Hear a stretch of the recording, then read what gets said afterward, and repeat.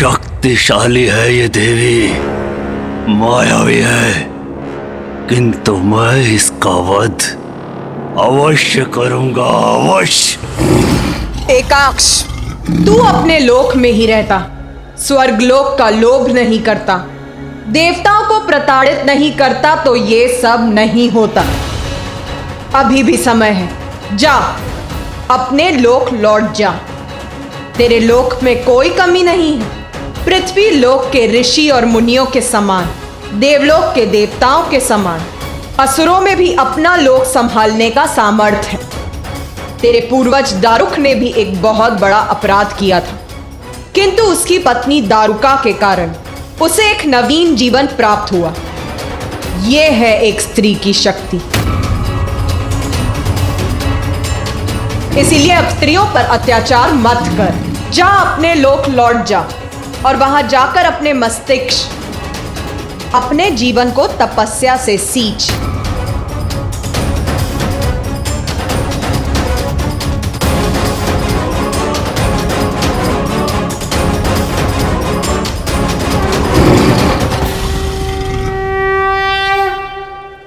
ऐसी स्थिति में कोई भी यही करता, जो अपराध किए हैं उसका प्रायश्चित करता। किंतु एकाक्ष का अहंकार अभी भी उसकी बुद्धि पर छाया हुआ था। अहंकार के मद में इतना चूर था वो कि क्षमा याचना का विचार भी उसके मन में नहीं था। तो फिर क्या किया उसने?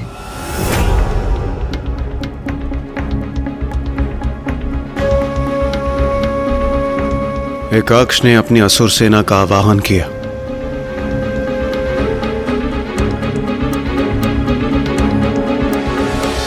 इतना सब घटित हो जाने के पश्चात भी वो माता से युद्ध करना चाहता था और इसके लिए उसने अपनी सेना भी बुला ली।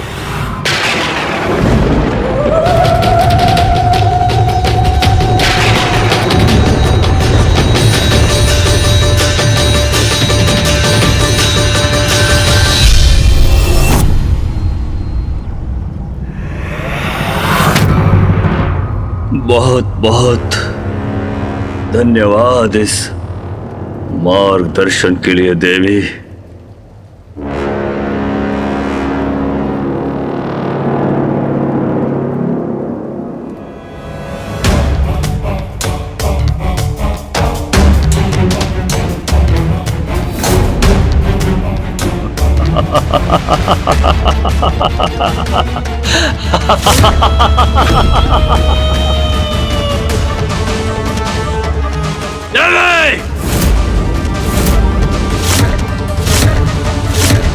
असुर सम्राट एकाक्ष को किसी के मार्गदर्शन की आवश्यकता नहीं है, वो भी एक स्त्री से कदापि नहीं।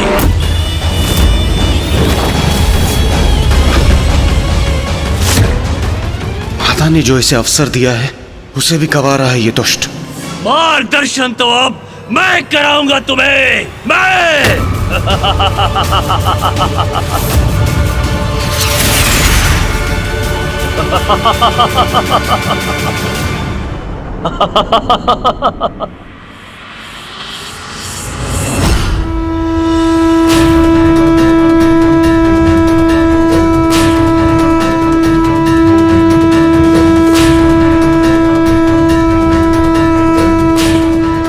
नहीं, अब पुनः इसकी भयंकर कीट असुर सेना प्रस्तुत होगी, कदापि नहीं।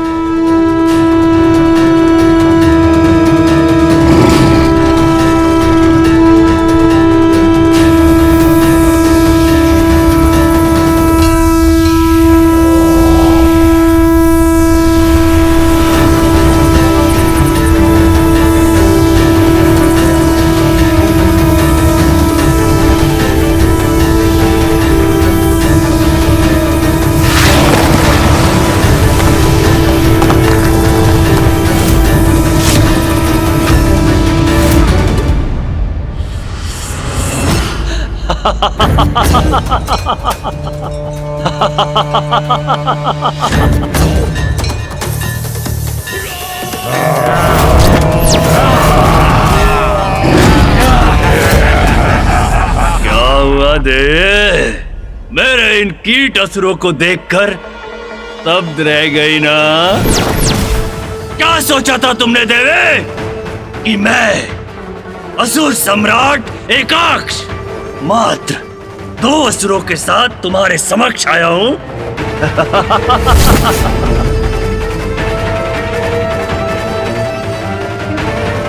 देखो देखो, मेरी संपूर्ण सेना है मेरे साथ, संपूर्ण सेना।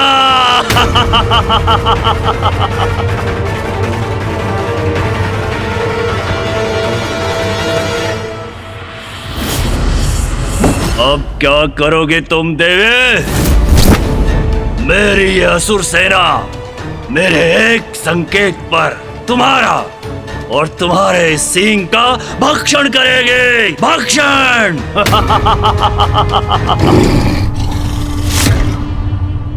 कहो देवी, क्या करूं अब मैं? तुम्हें प्रवचन सुनाऊं? जहां से भी आई हो वापस लौट जाओ। मैं तुम्हें तुम्हारी भूल सुधारने का अवसर देता हूं। जाओ, अथवा यही अंत कर दूंगा तुम्हारा, यही। बोलो बोलो देवी, क्या चाहती हो तुम? बोलो।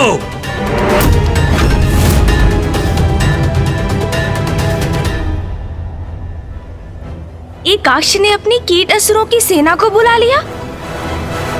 एकाक्ष ने अपनी सेना बुलाई तो मैंने अपनी 64 योगिनियों को प्रस्तुत किया। माता की सेना?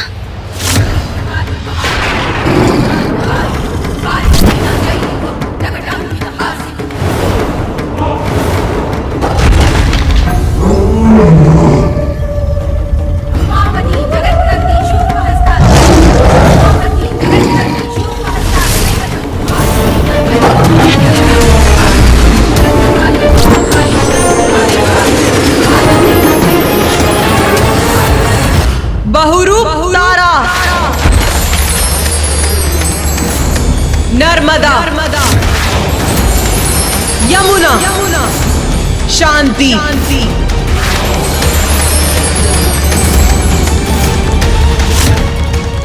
ये तो अपने भीतर से अन्य देवियों को उत्पन्न कर रही है। शीघ्र अंत करना होगा इस देवी का। बाराही, काल रात्रि, छिन्नमस्तिका, महालक्ष्मी, क्षेमंकरी, वानरमुखी, यक्षिणी, कामिनी, विंध्यवासिनी, काली, उमा, चामुंडा, धूमावती, स्तुति, अदिति, नारायणी, वायुवीणा, पूर्ति।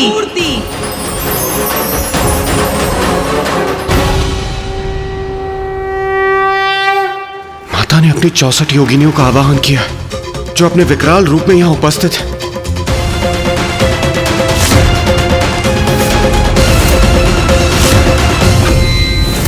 ये एक देवी अनेकों देवी बन गई। कोई बात नहीं, मैं इन सब का वध करूंगा, सबका। अरे रुक क्यों गई देवी? तुमने मात्र 64 स्त्रियां उत्पन्न की है। ये सामना करेंगी मेरी सहस्रों शक्तिशाली असुर सेना का। तेरी सेना? क्या है तेरी सेना? यदि मेरी समस्त योगिनियां संहार करें तो एक पल में समस्त सृष्टि को मिटा सकती है। देखना चाहता है तू इनकी संहारक शक्ति? बस बहुत हो गया। अब इस क्रीड़ा का अंत करने का समय आ गया है। अंत। मेरे असुरों, देखो, जो कहा था वही किया मैंने। तुम्हें स्वर्ग लोक में उत्तम जीवन का वचन दिया था मैंने, वो प्रस्तुत है तुम्हारे समक्ष। देखो, मैं तुम्हें और स्त्रियां दे रहा हूं तुम्हारे भक्षण के लिए, और वो भी कोई असुरी राक्षसी स्त्रियां नहीं, देवियां दे रहा हूं, देवियां।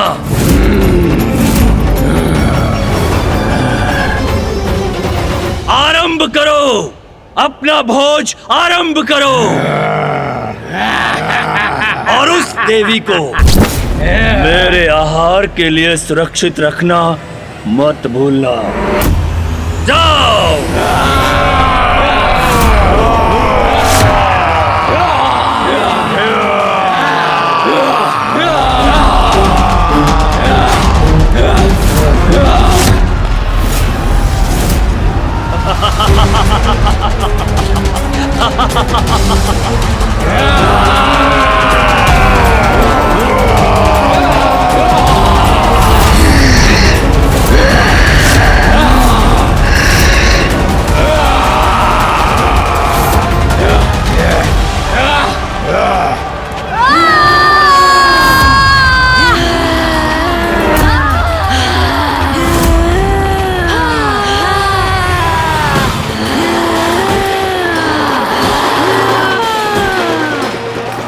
ये देवियां इतनी विशालकाय कैसे हो गई?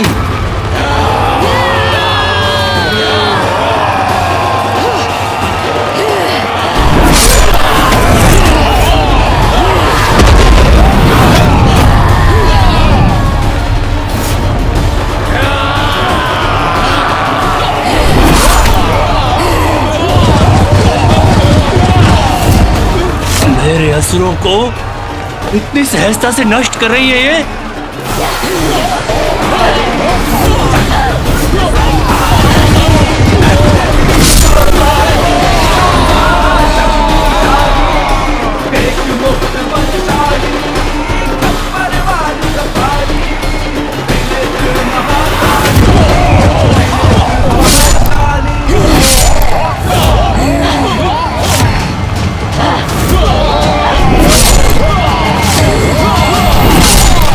ये क्या हो रहा है?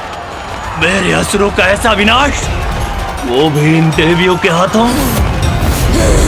ये संभव नहीं है, संभव नहीं है ये।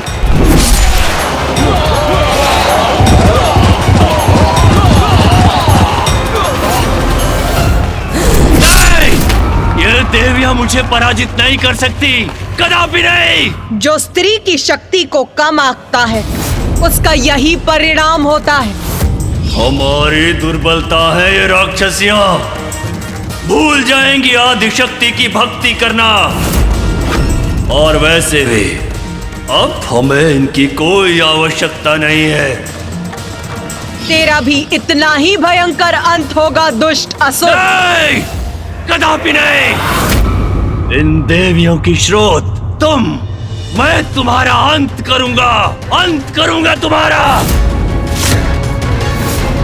और मैं विजयी होऊंगा, विजय।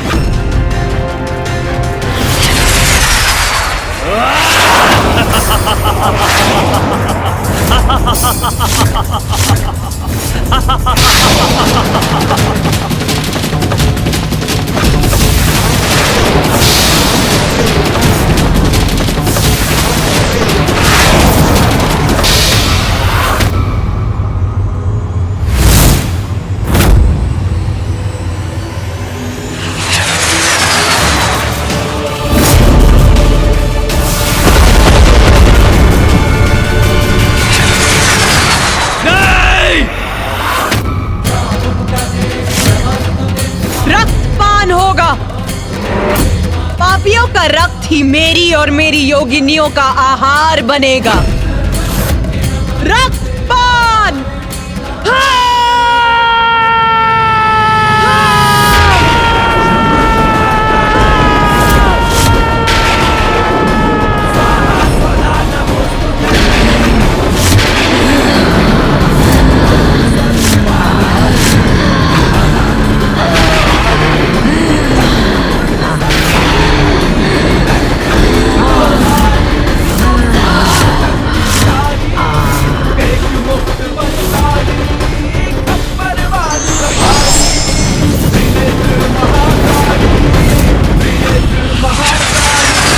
मुझे ज्ञात नहीं तुम सब अपना आकार छोटा करके क्या सिद्ध करना चाहती हो?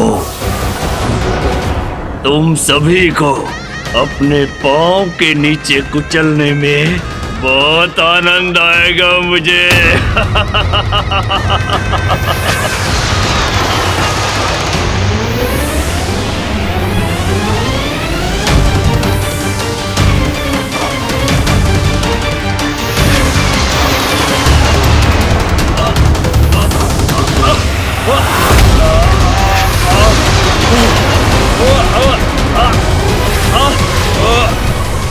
छोड़ो मुझे! कहाँ लेकर जा रही हो मुझे? छोड़ो! छोड़ो!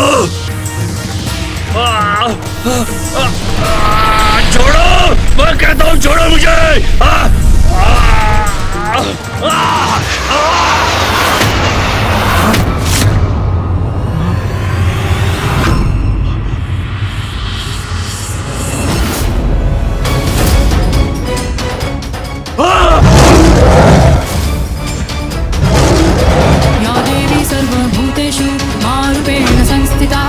देख अपने चारों ओर, इस संहार का कारण तू है।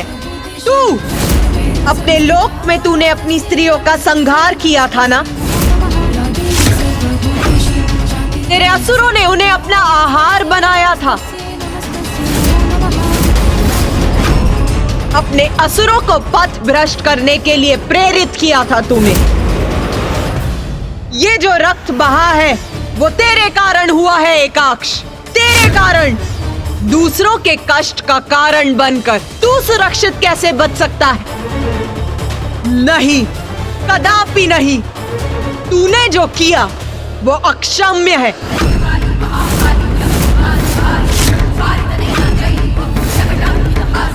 नहीं, मुझे क्षमा कर दीजिए।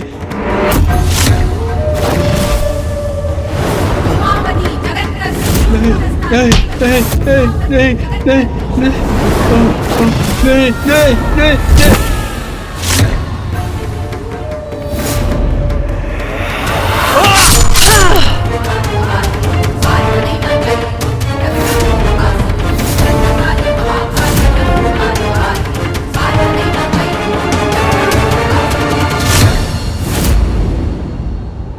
दुष्टों की दुष्टता का अंत भयानक ही होता है।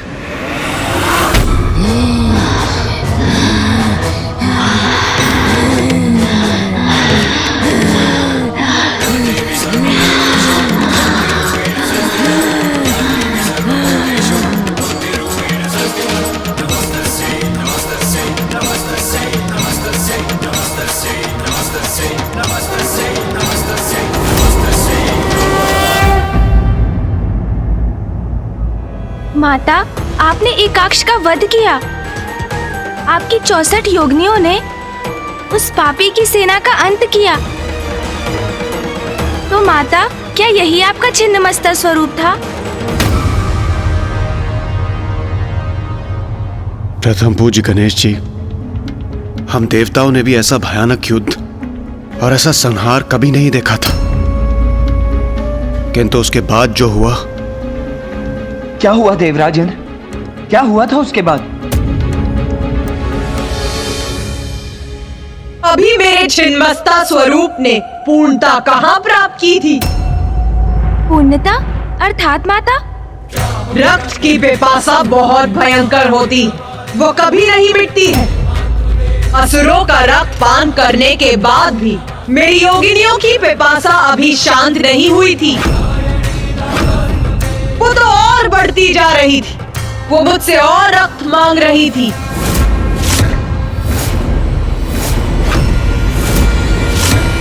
और रक्त माता? तो किसका रक्त दिया आपने उन्हें? रक्त दीजिए माता, रक्त दीजिए माता, रक्त दीजिए माता, रक्त दीजिए माता, रक्त दीजिए, कृपया रक्त दीजिए माता, हमें रक्त दीजिए, हमें और रक्त चाहिए माता, हमारी रक्त पिपासा बुझी नहीं है, हमें और रक्त चाहिए, रक्त दीजिए माता, हमें रक्त दीजिए, कृपया कीजिए माता। रक्त चाहती है और रक्त चाहती है योगिनी। जो उन्हें प्राप्त नहीं हुआ तो वो सर्वत्र संहार करेंगे। हम भूखे हैं किंतु माता। अब असुर शेष नहीं रहे। हम तुम किसके किसके रक्त रक्त का का पान करें हम? किंतु अब असुर शेष नहीं हमें रहे। रक्त चाहिए हम किसके माता। रक्त का पान भूखे करें? हैं माता। भूखे हैं हम भूखी है माता, भूखी है हम। मिटाइए माता। हमारी भूख मिटाइए माता। समस्त संसार को मैं भोजन प्रदान करती हूँ, फिर तुम सभी को भूखा मैं कैसे छोड़ सकती हूँ मेरी योगिनियों? भूखे हैं हम। माता हूँ मैं तुम सभी की, तुम सभी की भूख मिटाने के लिए, तुम सभी के आहार के लिए मैं तुम सभी को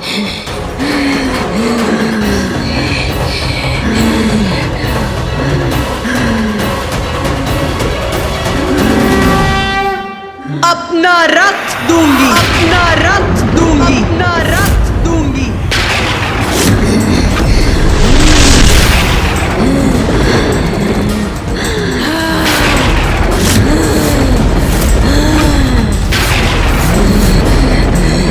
अपना रक्त देंगी माता।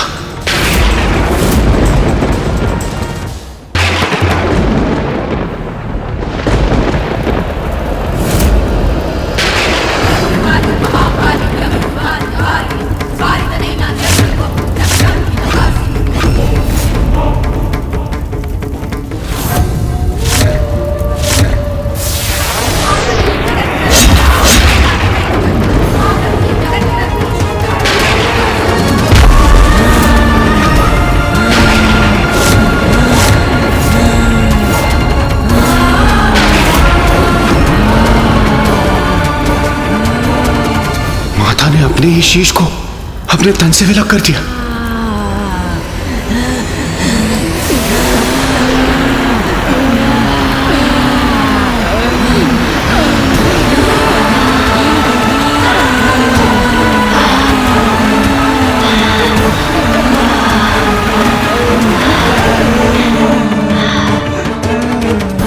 कितनी अद्भुत है माता की लीला।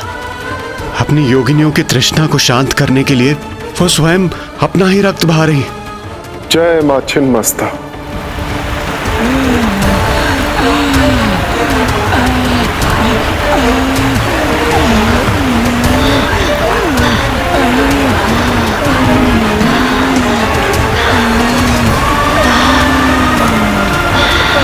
मैं ही संसार को भोजन देती और मैं ही उसका भक्षण भी करती। शक्ति के शीश विहीन होने पर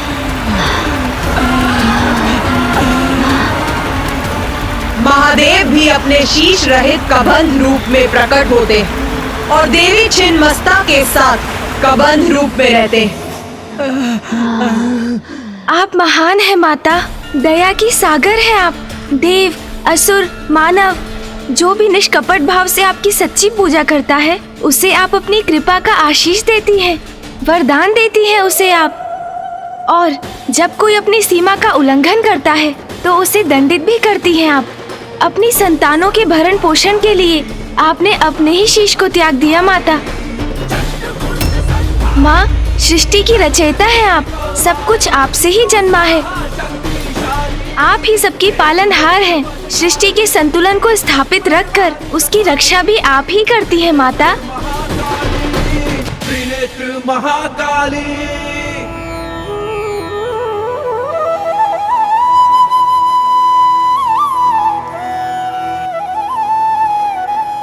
माता, आपका प्रत्येक स्वरूप आपकी शक्ति और आपकी लीला का अद्भुत अनुपम उदाहरण है।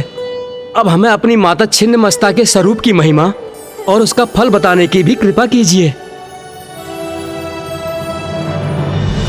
मेरे इस रूप की कृपा से मेरे भक्तों को समूह स्तंभन की शक्ति प्राप्त होती और उसके शत्रु समूल नष्ट हो जाते। प्रत्येक संघर्ष में उसे विजय प्राप्त होती और साथ ही उसे राजयोग भी प्राप्त होता है।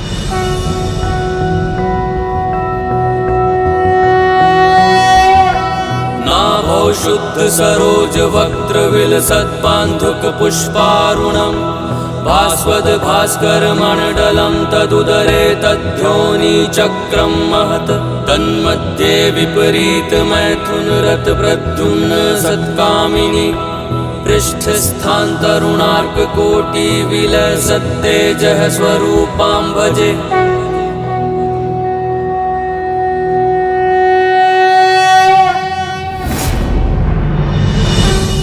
प्रणाम माता।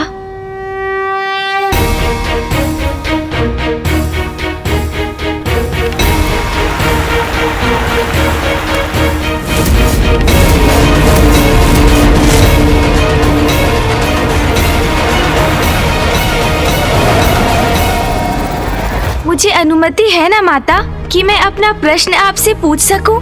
पूछो अपना प्रश्न। माता, आपके द्वारा त्रिदेवों को प्रकट करने की जो प्रक्रिया आरंभ हुई, उसमें आपने जल, पृथ्वी, सूर्य और 14 भुवनों का सृजन किया।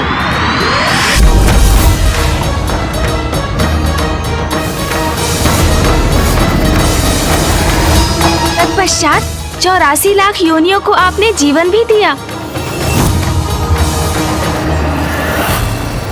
और तब प्रजनन के माध्यम से जीवों को संतान भी होने लगे।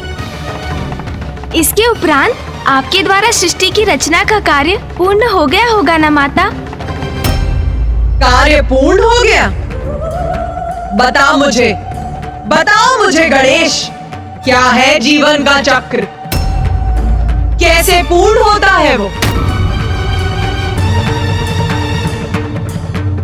माता, सर्वप्रथम जन्म, फिर जीवन और फिर मृत्यु, यही जीवन का चक्र है।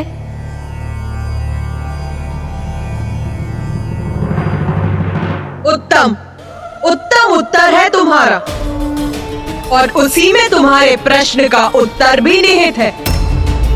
सुनो, जीव अब संतानों को जन्म दे रहे थे। जीवों की संख्या में वृद्धि हो रही थी, किंतु उनकी मृत्यु नहीं हो रही थी। इसीलिए प्रकृति में असंतुलन उत्पन्न होने लगा, और इसीलिए मेरे दूसरे अवतार के अवतरित होने के लिए ये आवश्यक हो गया।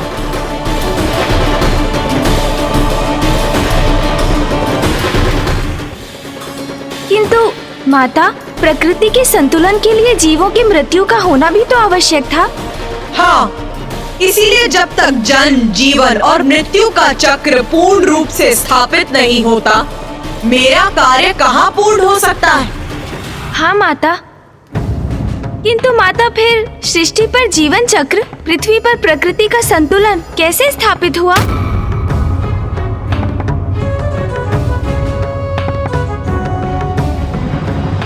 यही प्रश्न देवताओं के मन में भी उत्पन्न हुआ था। इसी का उत्तर पाने वो ब्रह्मदेव के पास गए, और फिर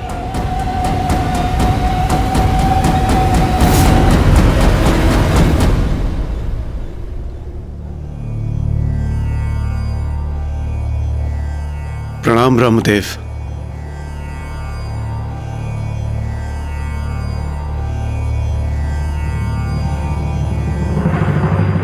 ब्रह्मदेव, पृथ्वी पर यदि इसी प्रकार जीवों का जन्म होता रहा तो उनके अंत की कोई व्यवस्था ही नहीं होगी। वहां जीवन के सभी साधन जैसे भोजन, जल, वायु सभी अपर्याप्त हो जाएंगे। सृष्टि का संतुलन बिगड़ जाएगा प्रभु। और प्रभु, यदि ऐसा हुआ तो घोर अनिष्ट होगा। कृपया करके आप ही कोई समाधान सुझाकर इस समस्या का निदान कीजिए प्रभु। देवगण, आपकी चिंता सर्वथा उचित है, किंतु इस संसार में जो कुछ भी होता है उसके पीछे कोई बड़ा कारण अवश्य होता है। जब देवी श्री महाकाली ने संसार के जीवों को प्रजनन क्षमता प्रदान की तो उन्हें भी इस परिस्थिति का पूर्वानुमान अवश्य होगा। इसका हल पाने के लिए हमें देवी श्री महाकाली की प्रार्थना कर उनसे हमारे मार्गदर्शन की गुहार लगानी चाहिए।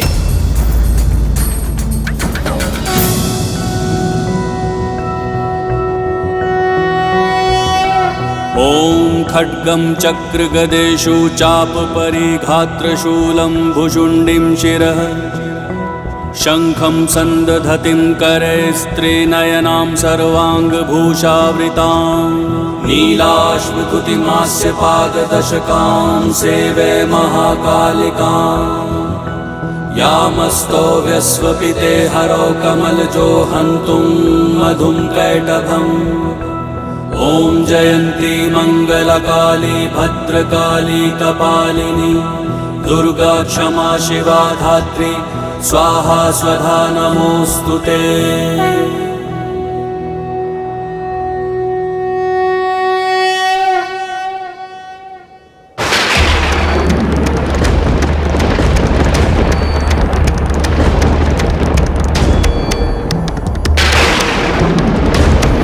अचानक यहाँ इतना अंधकार कैसे छा गया?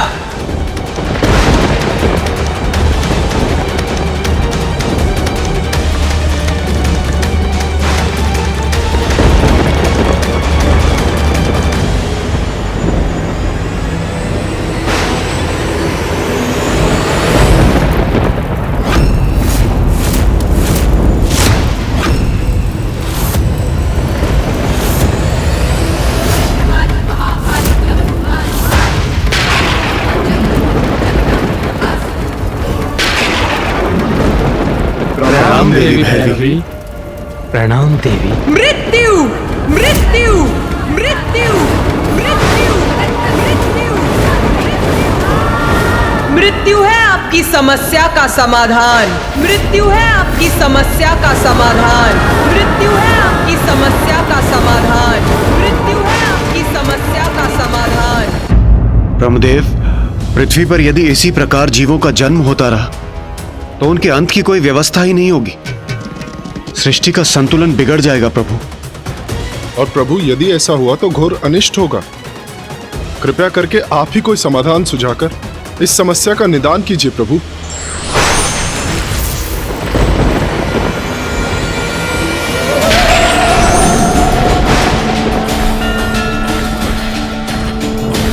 प्रणाम देवी भैरवी। प्रणाम देवी। मृत्यु मृत्यु मृत्यु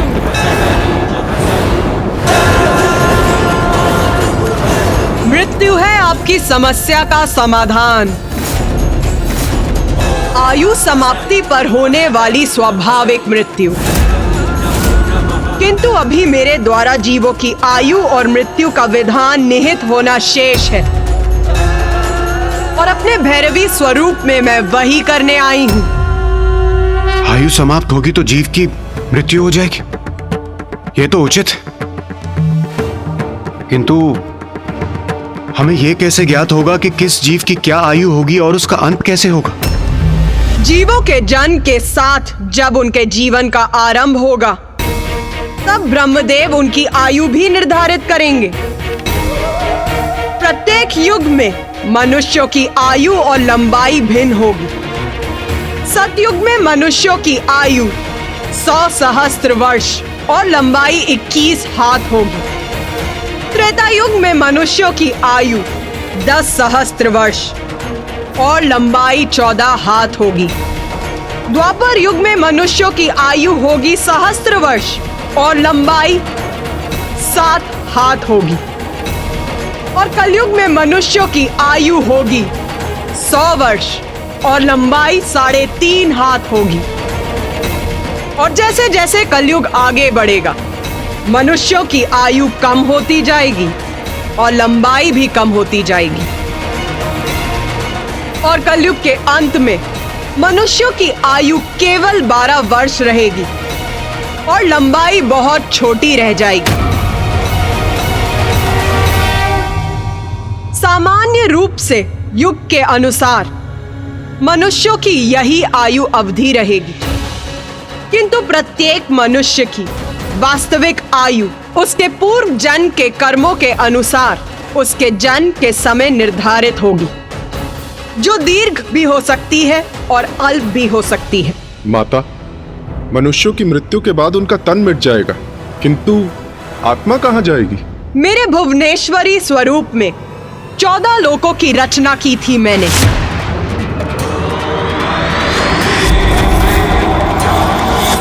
जिनमें आप सभी का निवास स्वर्गलोक भी है। अब मैं अपने भैरवी स्वरूप में उस विशेष लोक की रचना करूंगी, जहां जीवन के उपरांत नश्वर शरीर के नष्ट हो जाने पर आत्माओं का वास होगा।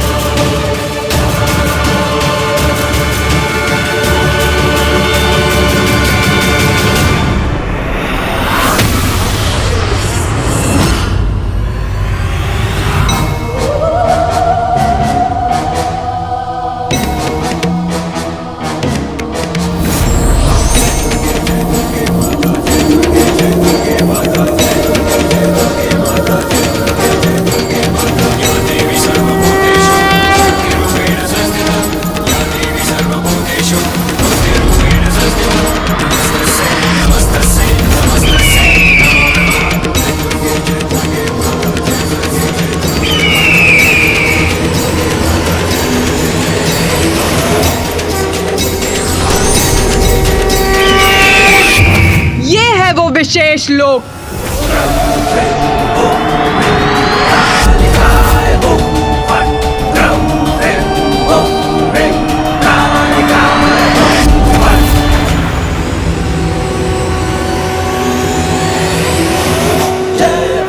धर्म परायण और सदाचारी जीवों की आत्माओं को यहाँ स्वर्ग लोक के सुखों का अनुभव होगा, और जो दुराचारी और धर्म भ्रष्ट जीवों की आत्माएं होंगी, ये लोक उनके लिए नर्क के समान होगा।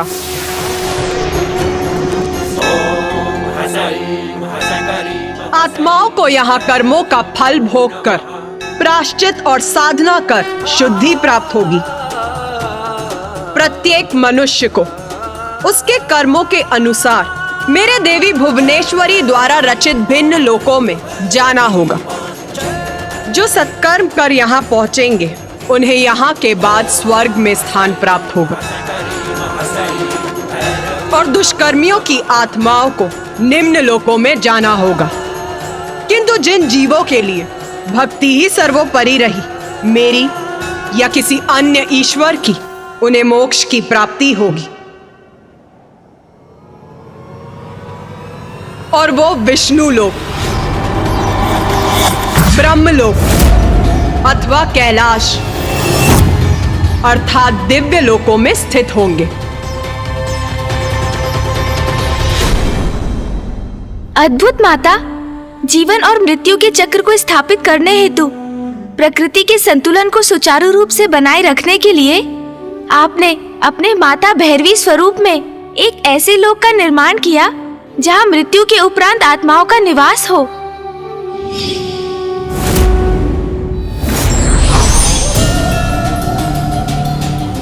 तुम्हारे मन में एक और प्रश्न उत्पन्न होने का आभास हो रहा है मुझे।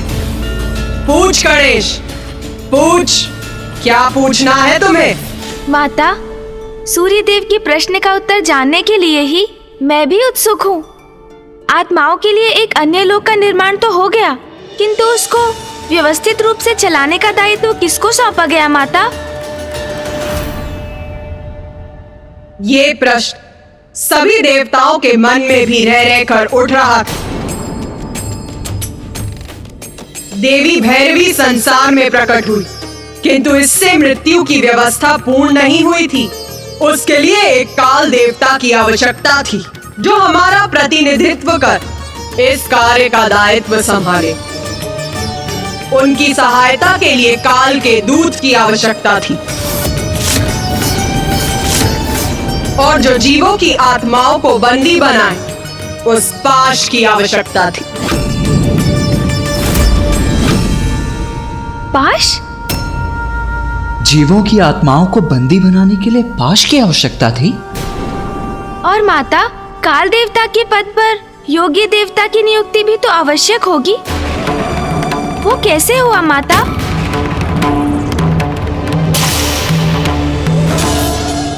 प्रश्न पूछ रहे हो तो उसका उत्तर पाने का धैर्य भी रखो। हमें क्षमा कीजिए माता। सर्वप्रथम ये प्रश्न सूर्यदेव के मन में भी उत्पन्न हुआ था, किंतु उन्हें कहा गया था कि इस प्रश्न का उत्तर उनसे ही जुड़ा हुआ था। उत्तर सूर्यदेव से जुड़ा था, अर्थात माता?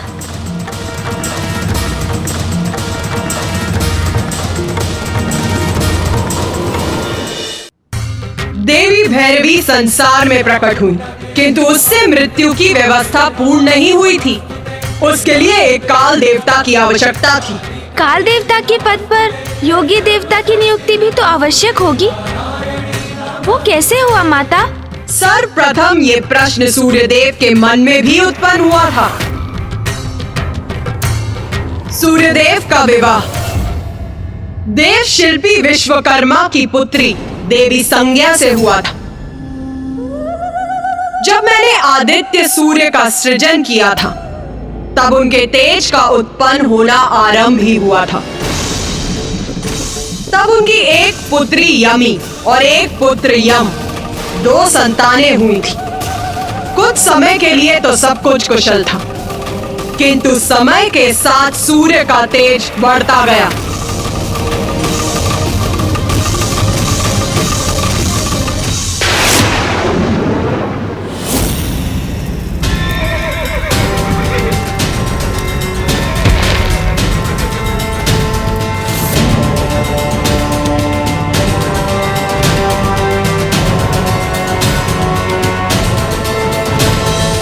देवी संज्ञा, देवी संज्ञा कहाँ हैं आप? आइए देवी संज्ञा। संज्ञा, अब तो पकड़ी जाओगी। संभवतः आंगन में होंगी।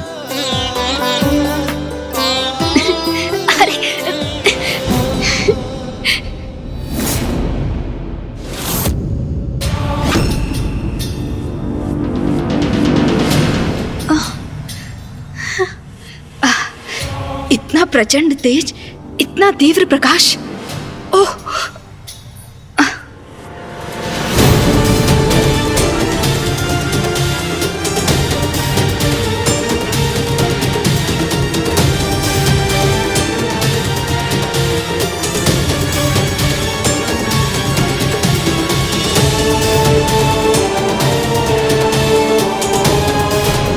सूर्यदेव का तेज असहनीय हो रहा है हमारे लिए।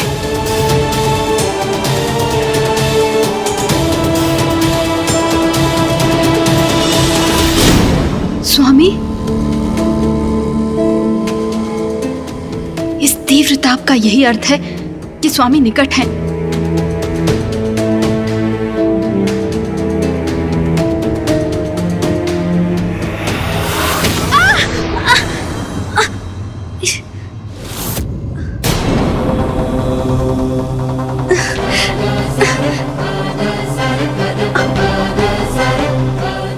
स्वामी, मैं वो। देवी संज्ञा, क्या मुझे इतना भी अधिकार नहीं कि मैं अपनी पत्नी का स्पर्श कर सकूं? स्वामी, ऐसी कोई बात नहीं है, मैं तो बस।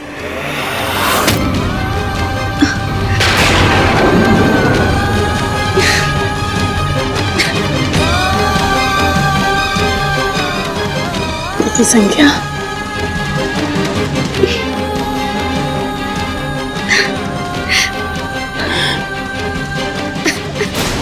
देवी संज्ञा, धैर्य रखिए, सब ठीक हो जाएगा।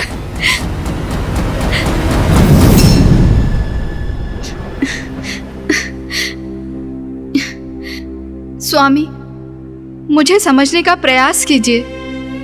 आपके प्रचंड तेज को सहने में मुझे बहुत कठिनाई होती है। तो आप मुझसे क्या अपेक्षा करती हैं देवी संज्ञा? मैं सूर्यदेव हूं।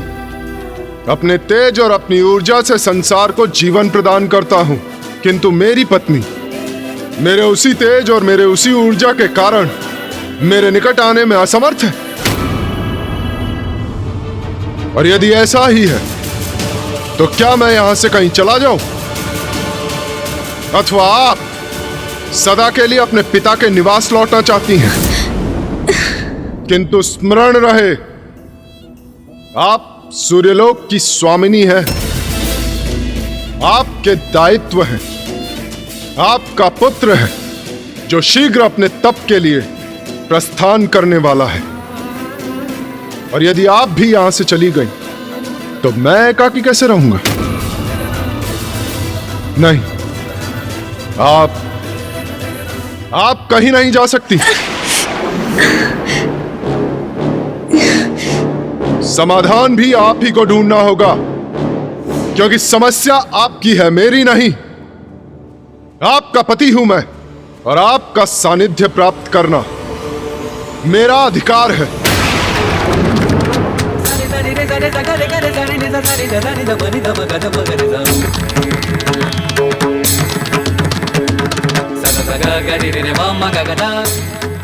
माँ,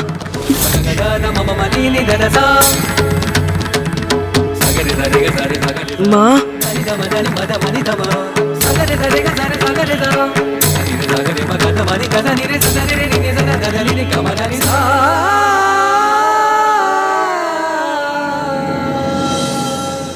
माँ, मैं आपको इस प्रकार दुखी होते हुए नहीं देख सकता, और आपको इस अवस्था में देख के तो मैं तपस्या के लिए कदापि नहीं जा सकता। माँ,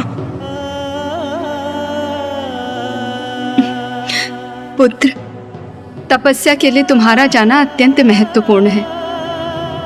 तुम धर्म परायण हो और तप तुम्हारा धर्म है, इसलिए तुम्हारा तप के लिए जाना उचित है। तुम मेरी चिंता त्याग दो और तुम तपस्या के लिए अवश्य जाओ। मैं यहाँ कुशल रहूंगी। उचित है माँ। प्रणाम। माँ, मैं आपका आदेश नहीं टाल सकता, इसीलिए अवश्य जाऊंगा मैं, किंतु अपना तप संपन्न कर शीघ्र ही लौटूंगा।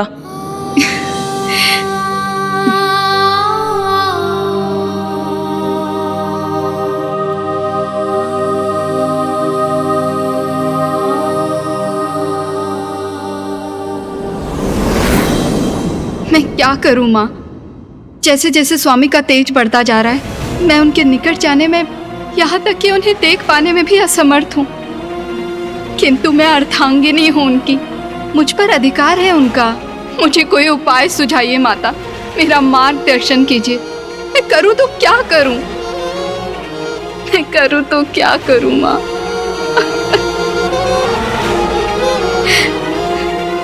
और आपको इस अवस्था में देख के तो मैं तपस्या के लिए कदापि नहीं जा सकता माँ।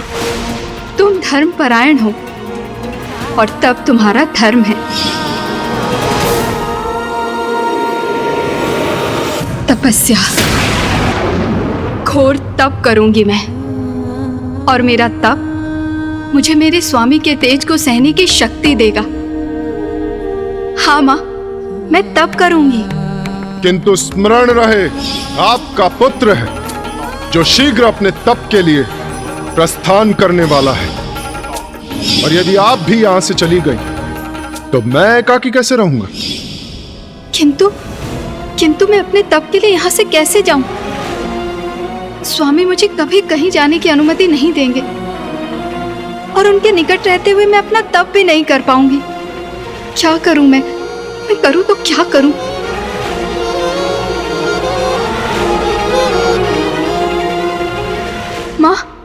माँ, इस दुविधा से मुझे मुक्ति दिलाइए माँ। कोई उपाय सुझाइए, कोई उपाय सुझाइए, कोई उपाय सुझाइए, कोई उपाय सुझाइए,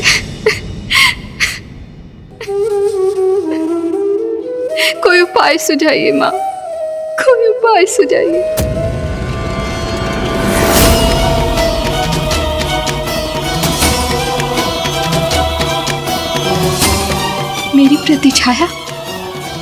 मेरी प्रतिछाया माँ।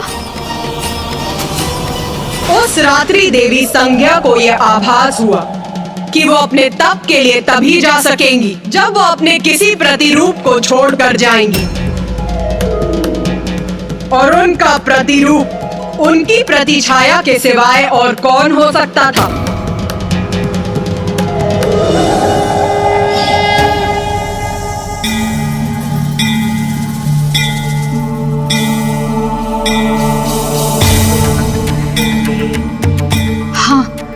यही उचित है, माँ का भी यही संकेत है। यही करूंगी मैं, अपनी इस छाया को यहाँ स्थित करूंगी।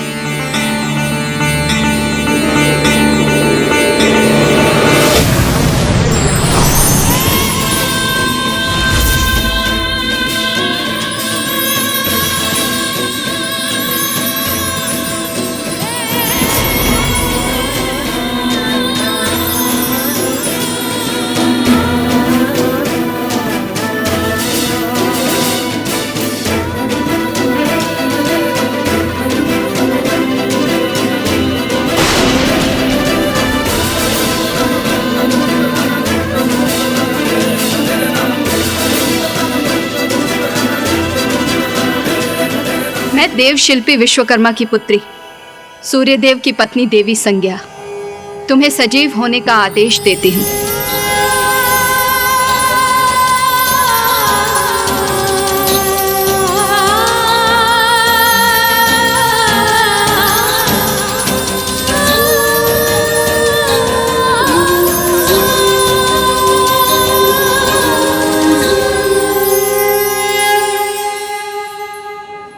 तुम छाया हो, मेरी प्रतिछाया।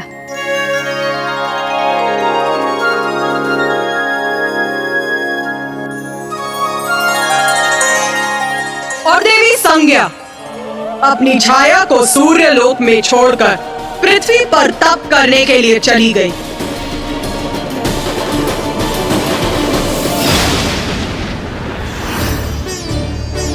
स्वामी,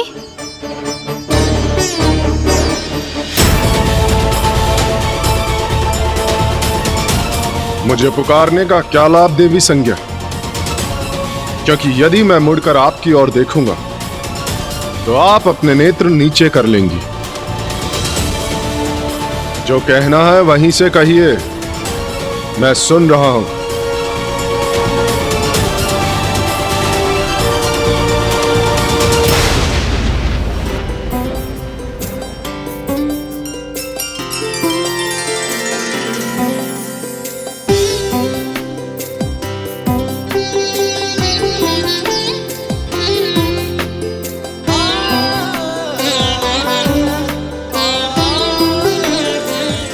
स्वामी, आपको पूजा का प्रसाद दिए बिना मैं आपको कैसे जाने देती?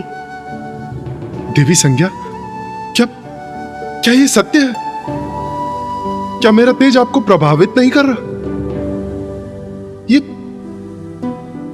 कैसे संभव किया आपने? बस स्वामी, अब और प्रश्न नहीं। आप निश्चिंत होकर अपनी यात्रा पर जाइए, क्योंकि अब सब कुछ कुशल है। उचित है देवी।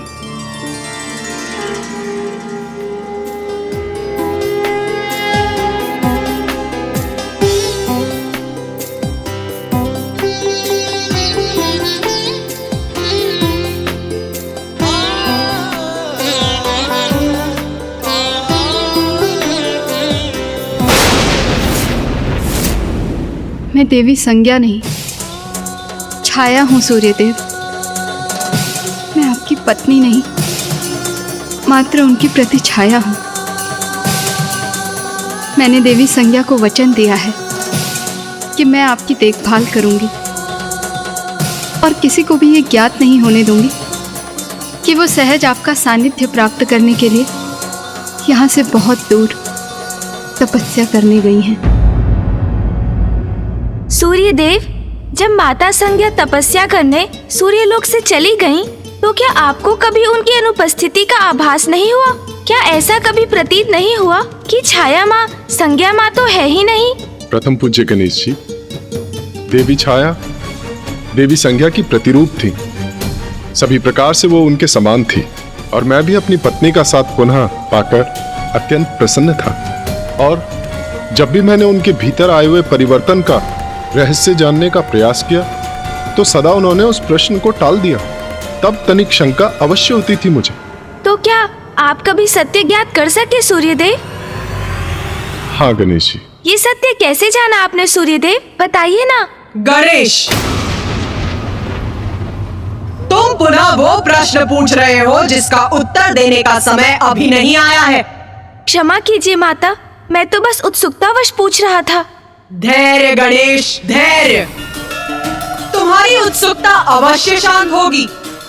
तो सुनो, सूर्यदेव के पूर्व किसी अन्य को यह ज्ञात हो गया था कि देवी छाया उनकी पत्नी देवी संज्ञा नहीं है। अब तुम्हारे मन में उत्पन्न होने वाले प्रश्न का उत्तर देने के लिए मैं एक प्रश्न पूछती हूँ तुमसे। उचित है माता।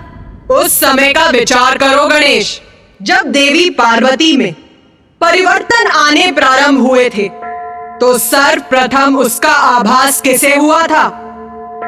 महादेव को, कुमार कार्तिकेय को, या तुम्हें?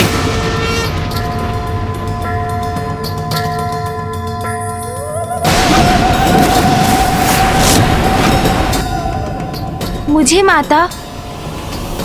ओह, मैं आपका संकेत समझ गया माता। तो सूर्यलोक में जो घटित हो रहा था उस परिवर्तन का सत्य सूर्यदेव से भी पूर्व माँ संज्ञा के पुत्र को ज्ञात हुआ।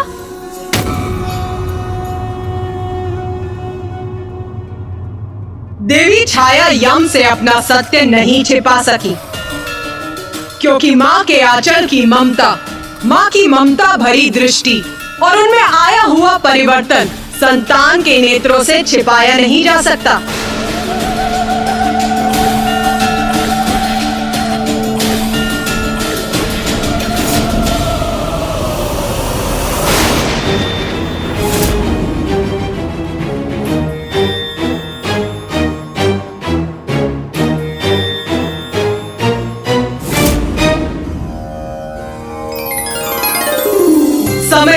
बढ़ता गया। सूर्यदेव और देवी छाया का सुखमय जीवन आगे बढ़ता रहा।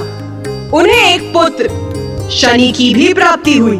सब कुशल था किंतु अब देवी संज्ञा के पुत्र यम अपना तप समाप्त कर वहां लौटने वाले थे। सूर्यदेव के वो पुत्र जिनके अस्तित्व से ही देवी छाया अनभिज्ञ थी।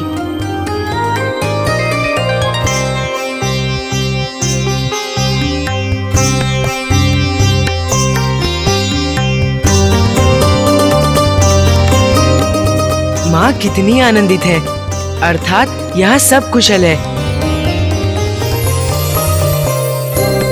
मैं माँ को चकित कर दूंगा।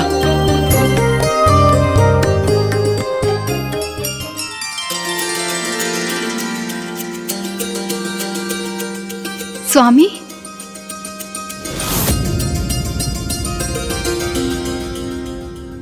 यहाँ तो कोई भी नहीं है। प्रणाम माँ। ये कौन है? यहाँ कैसे आया? क्यों आया? कौन हो तुम? और मुझे स्पर्श करने का साहस तुमने कैसे किया? माँ ने मुझे पहचाना नहीं और माँ भयभीत भी है मुझसे। स्वामी,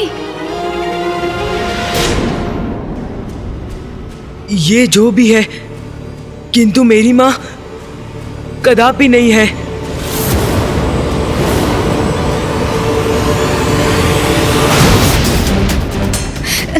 स्वामी, स्वामी, स्वामी देखिए वहाँ पे क्या कोई हुआ? है। वहाँ वो कोई है। कौन? वो वहाँ पे। ये अब समझा मैं। अचानक अपने पुत्र को देखकर आप फूले नहीं समा रही पुत्र। और अपनी प्रसन्नता व्यक्त करने के लिए शब्द नहीं है आपके पास, है ना? कौन है ये और यहाँ माँ के स्थान पर क्यों है?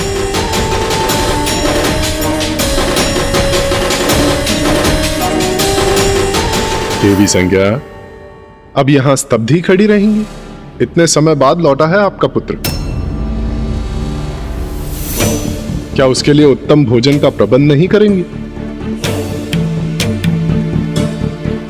जी स्वामी, उचित है।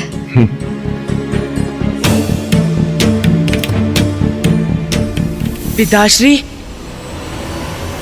ये मेरी माँ नहीं है।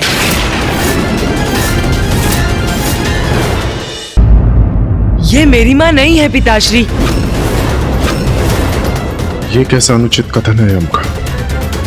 ये क्या दृष्टता कर रहे हो तुम? ये तुम्हारी माँ नहीं है? ये कहने का क्या अर्थ है तुम्हारा? स्वामी, सूर्यदेव, आप अपने पुत्र पे क्रोध मत कीजिए। वो सत्य कह रहा है। वो सत्य कह रहा है। वो सत्य कह रहा है। मैं उसकी माँ नहीं। मैं देवी संज्ञा नहीं। मैं छाया हूँ, आपकी पत्नी देवी संज्ञा की प्रतिछाया। आपकी पत्नी देवी संज्ञा की प्रतिछाया। आपकी पत्नी देवी संज्ञा की प्रतिछाया। देवी संज्ञा की छाया? मेरी पत्नी की छाया? मैं देव शिल्पी विश्वकर्मा की पुत्री, सूर्यदेव की पत्नी देवी संज्ञा, तुम्हें सजीव होने का आदेश देती हूँ।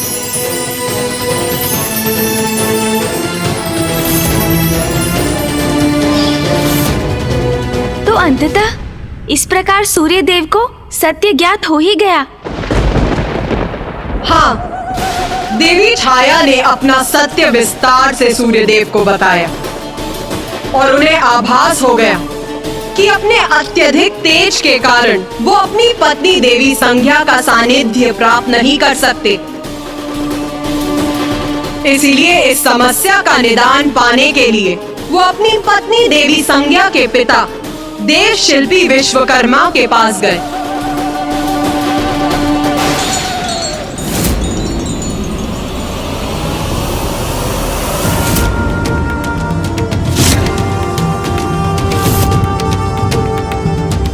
मैं अपना तेज घटा नहीं सकता और मेरे तेज के कारण आपकी पुत्री और मेरी पत्नी संज्ञा मेरे निकट नहीं आ सकती। इसीलिए वो छाया को मेरे पास छोड़कर मुझसे दूर चली गई है तप करने। अब आप ही इस समस्या का कोई निदान सुझाइए ससुर श्री। बताइए मुझे कि मैं क्या करूं? मैं क्या करूं?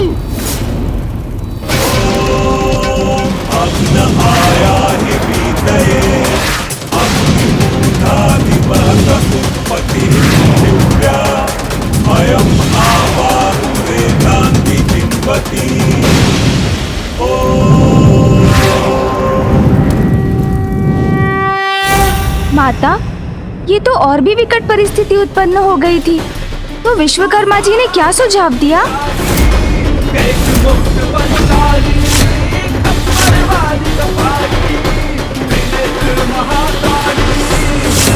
मैं अपना तेज घटा नहीं सकता। अब आप ही इस समस्या का कोई निदान सुझाइए ससुर श्री। बताइए मुझे कि मैं क्या करूं?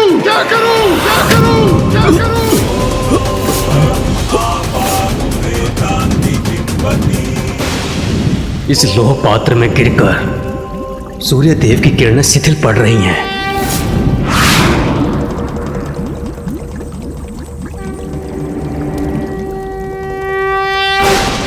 कदाचित मुझे इस समस्या का समाधान प्राप्त हो गया।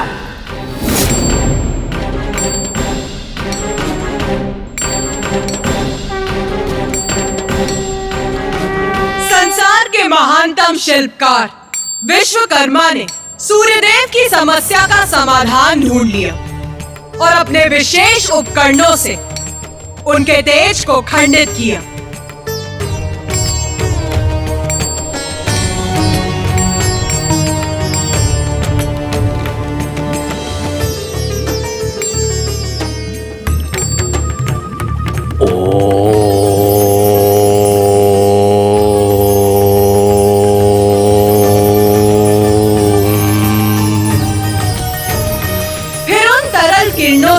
सभी देवताओं के लिए अस्त्र शस्त्र का निर्माण किया।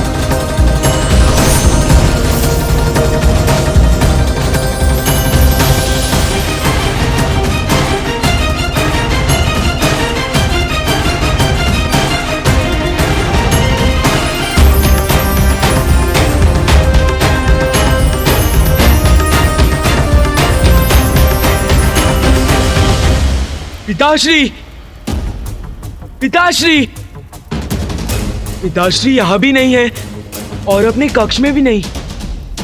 क्या वो नाना जी के स्थान से अब तक लौटे नहीं?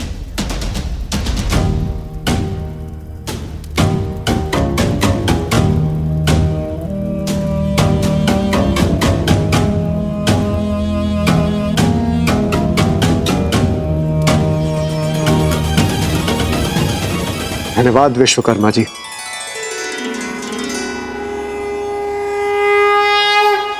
एक ओर तो सभी देवताओं को उनके नवीन शस्त्र प्राप्त हो गए, तो वहीं दूसरी ओर अभी भी कुछ किरणें शेष थी, जो कदाचित विश्वकर्मा को आदेश दे रही थी कि उन्हें उन शेष किरणों का उपयोग कर एक और शस्त्र का निर्माण करना चाहिए।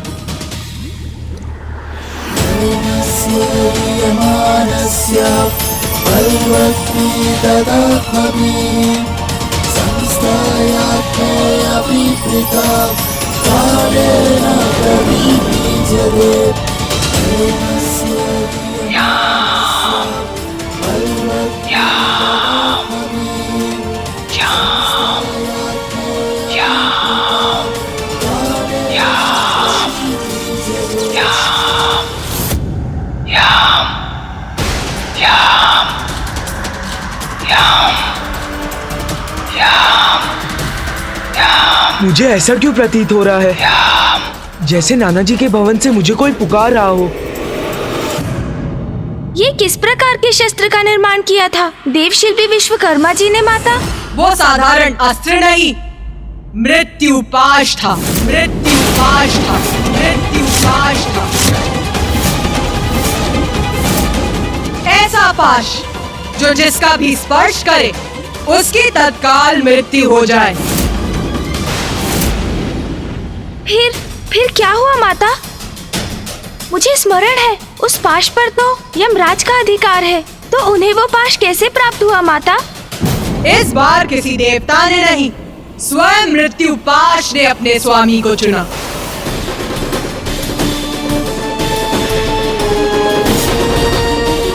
किंतु शस्त्र कैसे चुन सकता है अपना स्वामी?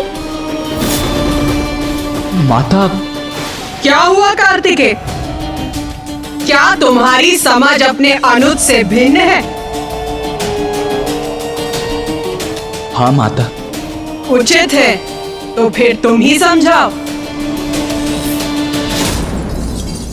अनुज गणेश, तुम तो सर्वज्ञाता हो, बुद्धि के देवता हो, किंतु फिर भी यदि तुम मेरे मुख से शस्त्र की महिमा समझना चाहते हो तो सुनो। शस्त्र और योद्धा एक दूसरे के पूरक हैं। ये कोई संयोग नहीं है कि पिताश्री, मामा जी, फूफा जी, समस्त देव, मैं और तुम्हारा भी अपना एक विशेष शस्त्र है। प्रत्येक शस्त्र का स्वामी पूर्व से ही नियत होता है, और फिर जो कुछ भी घटित हो रहा था वो तो मां की लीला का ही परिणाम था। सर्वथा उचित कहा तुमने कार्तिकेय। माता, इंद्रदेव, सूर्यदेव, वायुदेव, वरुण देव, अग्निदेव, यहाँ तक कि पिताश्री, मामा जी, फूफा जी अर्थात त्रिदेव भी तो वहाँ एकत्रित थे ना? तो बताइए ना, उस पाश ने उन सभी योग्यता संपन्न देवों में से यमदेव को ही अपना स्वामी कैसे चुना माता? तुम्हारी ये जिज्ञासा भी अवश्य शांत करूंगी मैं गणेश।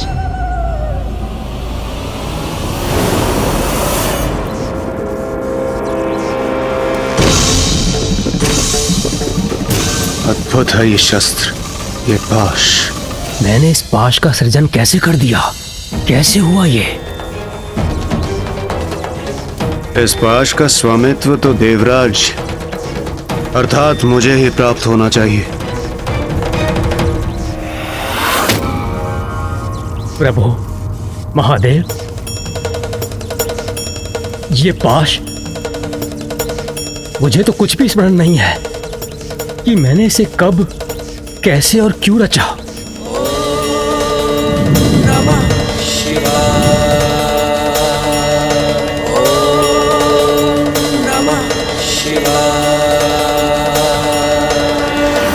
देव शिल्पी विश्वकर्मा, आपके जिन हाथों से समूची सृष्टि की रचना हुई है, वो जो भी रचेंगे उसका अवश्य कोई बड़ा महत्व होगा। किंतु प्रभु, आप त्रिदेवों के साथ इंद्रदेव और सभी देवों के शस्त्रों का मैं पूर्व ही निर्माण कर चुका हूं। फिर इस पाश रूपी शस्त्र का क्या रहस्य है? जो भी हो, ये मेरे भवन में स्थित रहे, ये उचित नहीं है। इसका अवश्य ही कोई ना कोई कारण होगा, इसे वो पूरा करना ही होगा। किंतु इसका अधिकार किसे मिलेगा? ये हम कैसे ज्ञात करेंगे?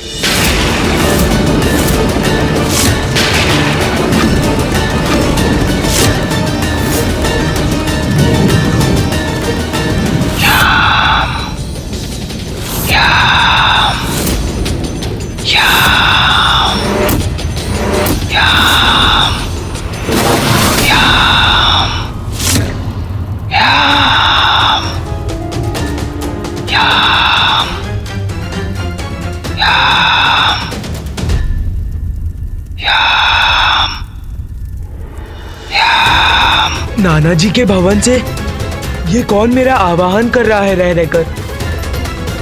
पिताजी वही हैं। कहीं उन्हें तो मेरी आवश्यकता नहीं? मुझे स्वयं जाकर वहां देखना चाहिए।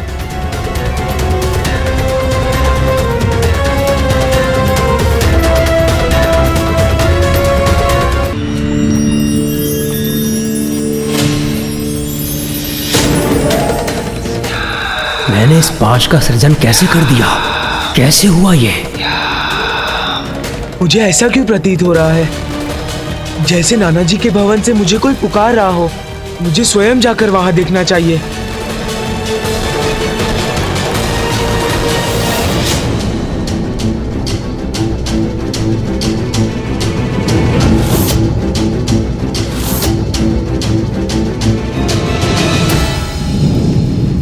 अनायास देव शिल्पी विश्वकर्मा जी ने इसका सृजन किया।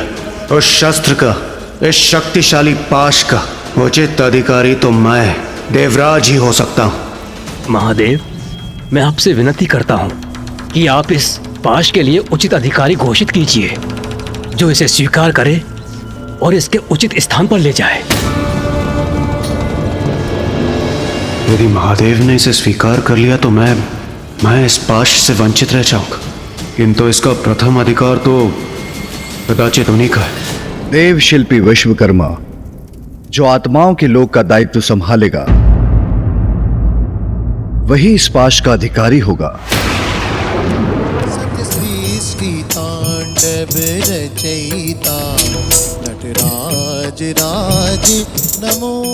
आचरण की श्रेष्ठता, धर्म और न्याय के प्रति सर्वोच्च निष्ठा धारण करने वाला ही इस पद, दायित्व का और पाश का अधिकारी होगा।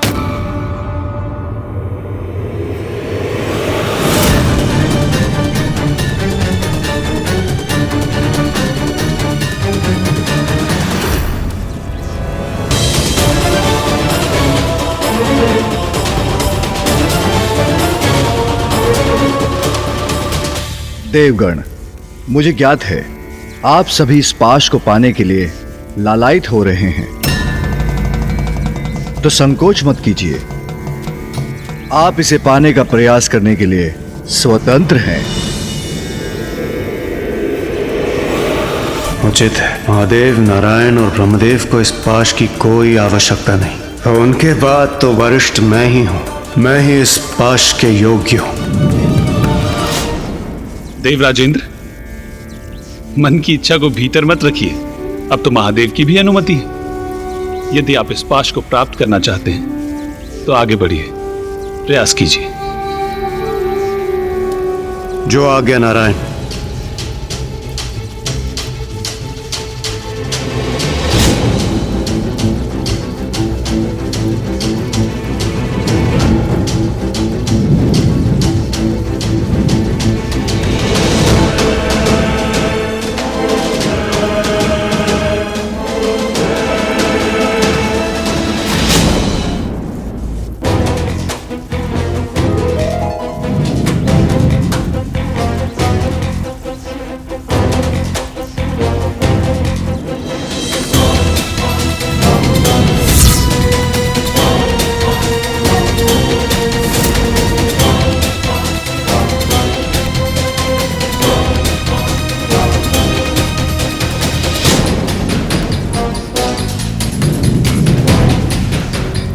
बस अब पल भर में यह पाश मेरा ही होगा।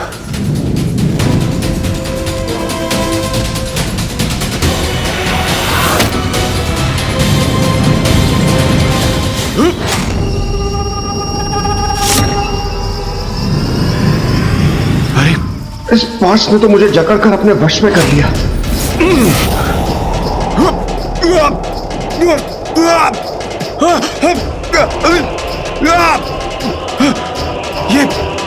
ये कहां गिरा जा रहा हूं मैं? ये कौन सा लोक है ये? देवराज,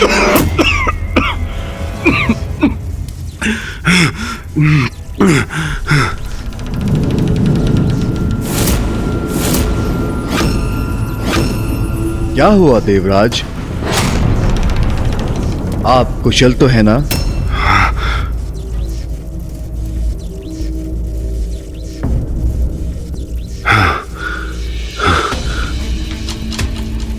इस पाश से दूर रहना ही उचित होगा।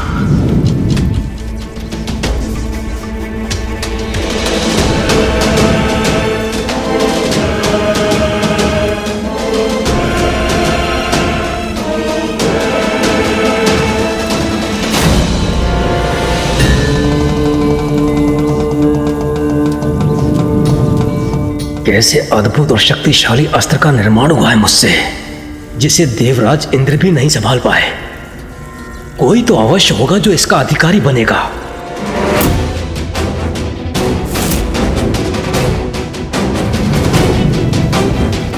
देव कोई स्पष्ट संकेत क्यों नहीं दे रहे हैं? अरे देवराज इंद्र, एक क्षण पूर्व अभी आप उस पाश को उठाने गए थे और अचानक से पीछे हट गए।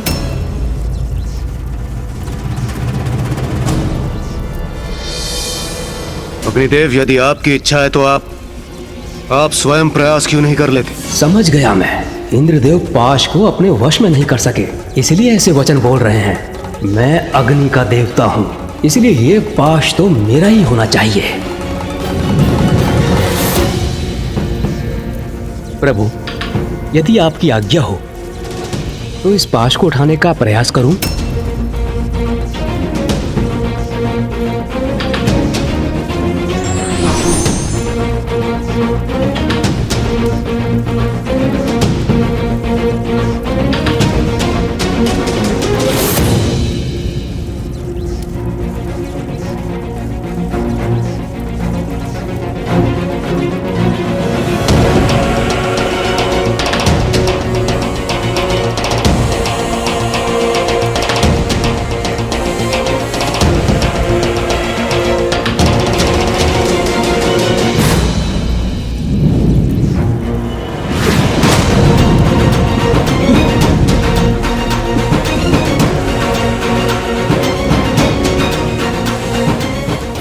मेरे हाथ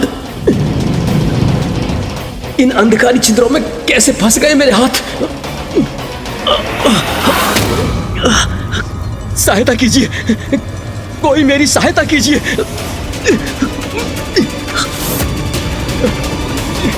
कोई मेरी सहायता करने के लिए भी नहीं है यहाँ। एकाकी हूं मैं।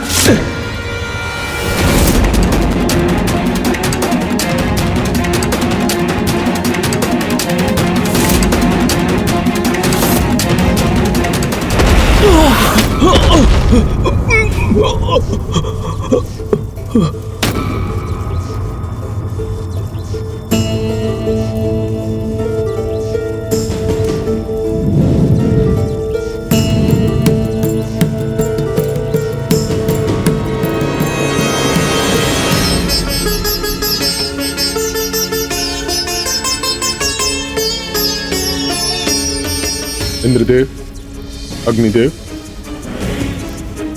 ये क्या हुआ आप लोगों को?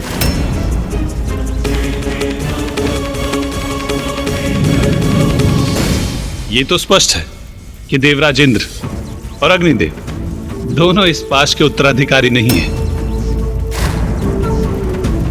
किंतु क्या अब शेष देवताओं में कोई इसे प्राप्त करने का प्रयास करना चाहेंगे?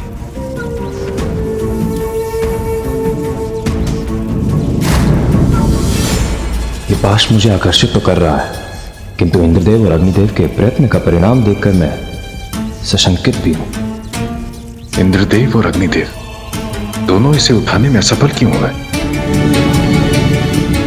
किंतु यह आवश्यक नहीं कि जो पाश इंद्रदेव और अग्निदेव नहीं प्राप्त कर सके वो मैं भी ना उठा सकूं। इस पाश को पाकर अपनी प्रतिष्ठा बढ़ाने के इस स्वर्ण अवसर को गंवाना उचित नहीं।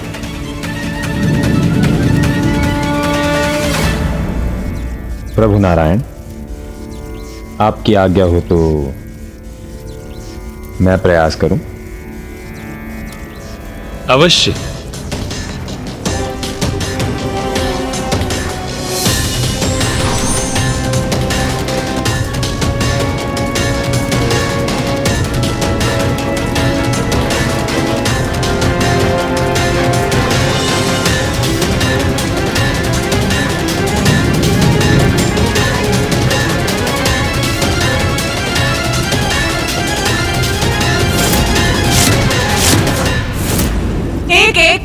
सभी देवताओं ने उस पाश को अपने वश में करने का प्रयास किया और असफल हुए।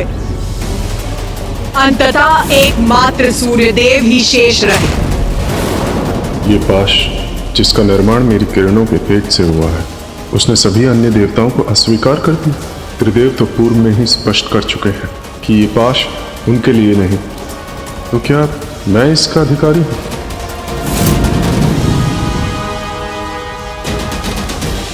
प्रभु, आपकी आज्ञा हो तो मैं प्रयास करूं।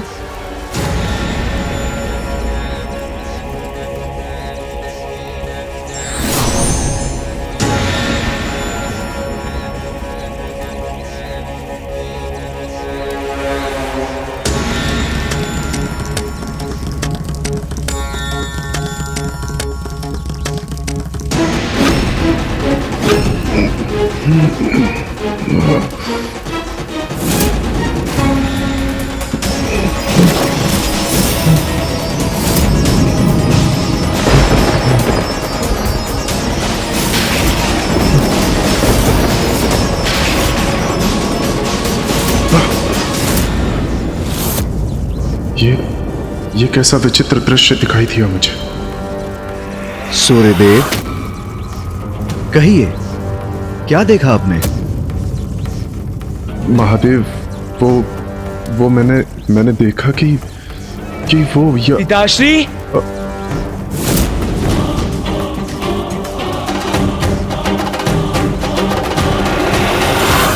यम, पुत्र यम, तुम यहां?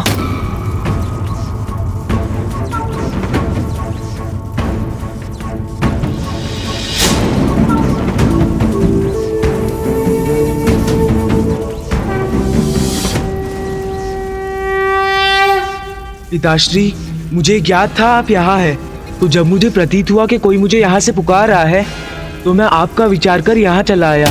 यम को प्रतीत हो कोई पुकार रहा है उसे यहाँ से, और मैंने जो दृश्य देखा, तो क्या यम?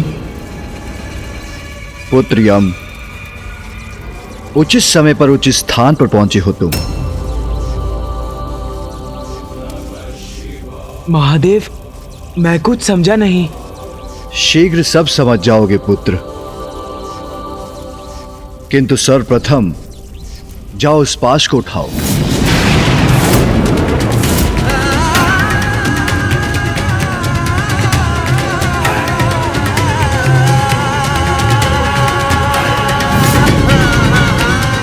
उस पाश को उठाऊं? ये महादेव क्या आदेश दे रहे हैं मुझे? ऐसा क्या विशेष है उस पाश में? महादेव, यम को पाश लेने के लिए क्यों कह रहे हैं? महादेव, ये उचित होगा क्या? मेरा अर्थ है, यम तो एक मात्र नवयुवक है। इस पाश को इतने सबल, इतने शक्तिशाली देव नहीं उठा पाए, तो क्या यम? चिंता मत कीजिए देव शिल्पी विश्वकर्मा जी, यम को प्रयास तो करने दीजिए। जाओ यम, उस पाश को प्राप्त करो। जो आज्ञा प्रभु। महादेव, नारायण, ब्रह्मदेव।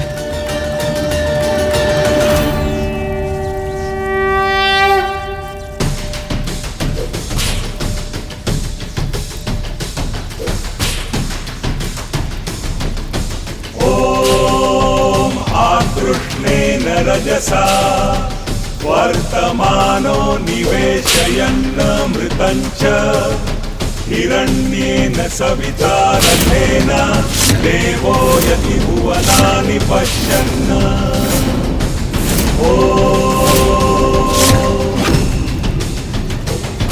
ॐ अग्निमूर्धादिवः उत्पत्तिः पृथिव्या अयम् आपादुनेतान्ति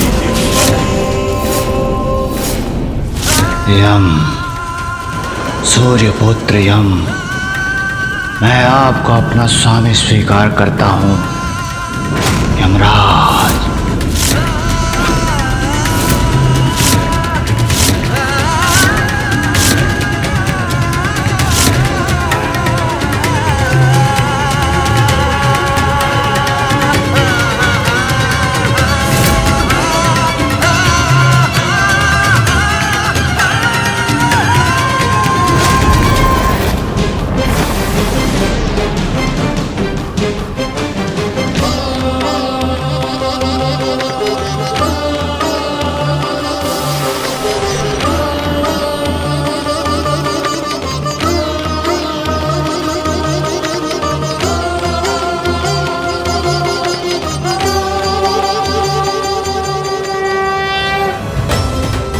आश्चर्य है, पाश ने यम का स्पर्श स्वीकार कर लिया, अर्थात यम ही इसका अधिकारी है।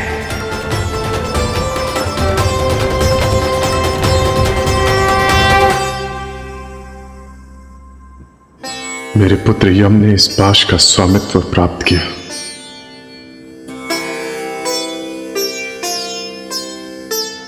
तुम तो केवल एक साधारण बालक हो यम। फिर ऐसा क्या है तुम में जो इस पाश ने मुझ देवराज इंद्र को छोड़कर तुम्हें अपना स्वामी स्वीकार कर लिया?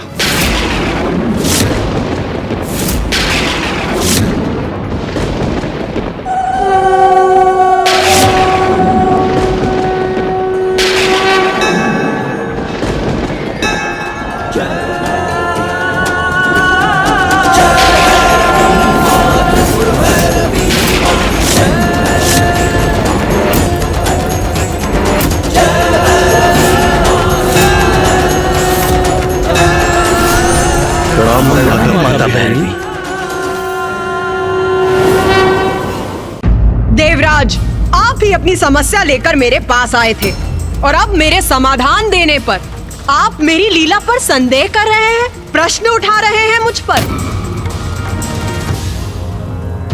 नहीं नहीं माता, मुझे आपकी लीला पर कदापि संदेह नहीं है। मुझे तो बस ज्ञात करना था कि यम ही क्यों? क्योंकि यम उत्तम आचरण, धर्मपरायणता और न्यायपरता में श्रेष्ठतम है। क्षमा कीजिए माता, किंतु ये सब मेरे समझ के परे है। यम, तुम्हें एक अत्यंत महत्वपूर्ण कार्य हेतु चुना गया है। जिस पाश ने तुम्हें चुना है वो मृत्यु पाश है, जो आज से यम पाश भी कहलाएगा।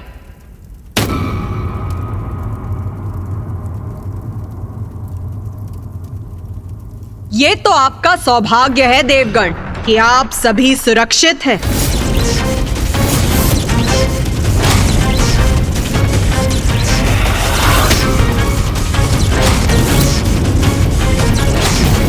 क्योंकि अब अपने स्वामी के हाथों में इस पाश की शक्ति अपनी पूर्णता प्राप्त कर चुकी है और अब जो भी इसका स्पर्श करेगा वो तत्काल मृत्यु का भागी बनेगा।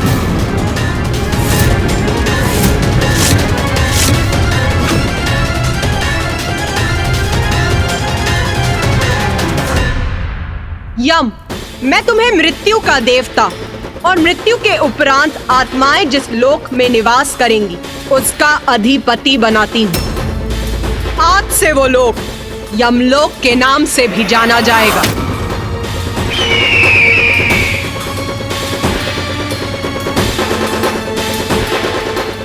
और उसकी व्यवस्था को सुचारू और नियंत्रित रूप से चलाने का दायित्व तुम्हारा होगा। आयु समाप्त होने पर जीव को इस पाश से बंदी बनाकर यमलोक लाना होगा तुम्हें और उसके कर्मों के अनुसार उसकी उचित गति निर्धारित करनी होगी।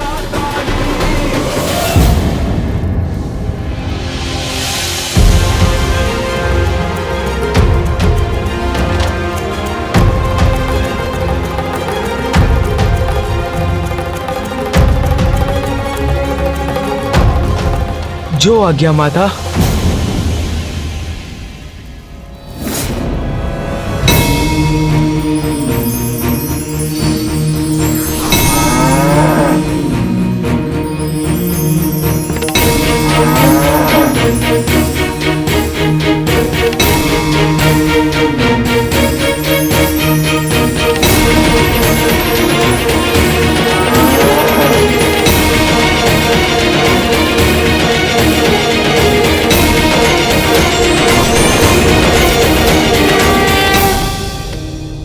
मुझे गर्व है कि माता ने मुझे इतना बड़ा कार्य दिया है, किंतु क्या मैं इतना बड़ा दायित्व निभा सकूंगा? इस दायित्व को निभाने में चित्रगुप्त और यमदूत तुम्हारे सहायक बनेंगे।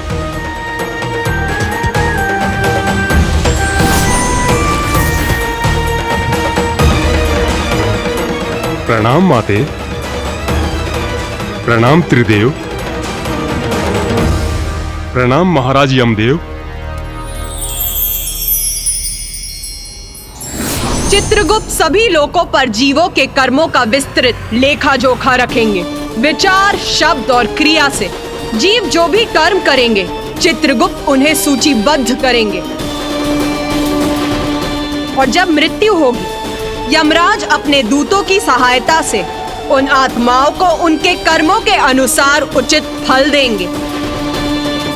यम, तुम अपने लोक अर्थात यमलोक में भू विचार नामक आसन पर बैठकर आत्माओं के कर्मों का विचार करोगे और तुम्हारे दूत आत्माओं को बंदी बनाकर लाने में तुम्हारी सहायता करेंगे।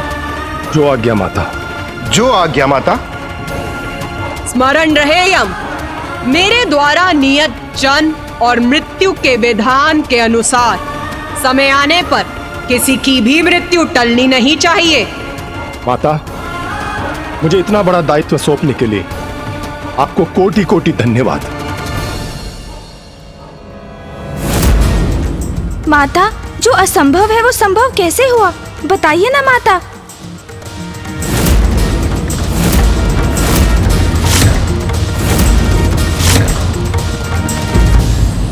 योग्य व्यक्ति को उसकी योग्यता के अनुसार उत्तरदायित्व दिए जाते हैं, इसलिए श्रेष्ठ नहीं, योग्य बनने का प्रयास करना चाहिए।